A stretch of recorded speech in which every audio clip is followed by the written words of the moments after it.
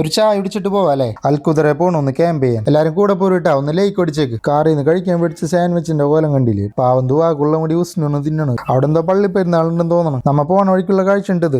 മാനിനെ നോക്കി നോക്കി പോയി വഴിയേറ്റി. ഒരു പട്ടാനോട് വഴി ഒഴിക്കാനാണ് ഈ കാണുന്നത്. ആള് പറഞ്ഞ വഴി കൂടെ പോയിട്ട് പിന്നെയും തെറ്റി. അവിടെ എത്തിയ ഒരു ലൈറ്റും വാടക എടുത്ത് ഞങ്ങൾ ടെന്റ് അടിക്കാനുള്ള പരിപാടി തുടങ്ങി. അവിടെ നിന്ന് ഓടി കിടക്കണ്ട പാമ്പുണ്ടാവുന്ന പറഞ്ഞതിന് പിണങ്ങിയിരിക്കുന്നതാണ് ഈ കാണുന്നത്. ഇനി ടെന്റ് സെറ്റ് ആക്കാം. ചിഞ്ചുത്താടി ഇരിപ്പ് നോക്കിയോടെ. ക്യാമ്പിങ്ങിന് വന്ന ഫറലായ കാര്യം ഗ്രില്ലിങ്. ഇനി അതിന്റെ പരിപാടി തുടങ്ങാം. ചാർക്കോൾ എത്തിക്കാൻ പറഞ്ഞ ഗ്രിൽ സെറ്റ് മുഴുവൻ കത്തിച്ചു വെച്ചിട്ടുണ്ട്. ടിപ്പുക്ക ഇതിൽ മസാല പിടിച്ചിട്ടില്ലല്ലോ.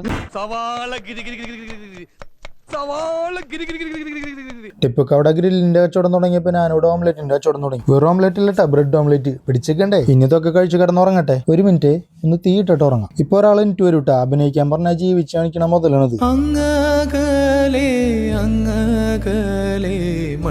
പുതുമഴ പെയ്യാൻ നിന്നാ നേരം വൈകുന്നേരം എന്തുവാ ഓംലെറ്റ് ഉണ്ടാക്കാൻ പോകും. ഇത് പെയിന്റ് ഇലക്കണല്ലേട്ടാ, ചായപ്പൊടി ഇലക്കണാണ്. ചായ ഇളപ്പിക്കാൻ അറിയില്ലെങ്കിൽ മാറി നിൽക്കുന്ന ടൗസിന് പറയണത്. നാത്തുമ്പൂര് തുടങ്ങിയിട്ടാ. അപ്പൊ ഈ ചായ കുടിച്ച് 2 സാധനങ്ങളൊക്കെ വണ്ടി കയറ്റി ഞങ്ങൾ വീട്ടിൽ പോട്ടേട്ടാ. ജീവനോട് ഉണ്ടെങ്കിൽ അടുത്ത വീഡിയോയിൽ കാണാം.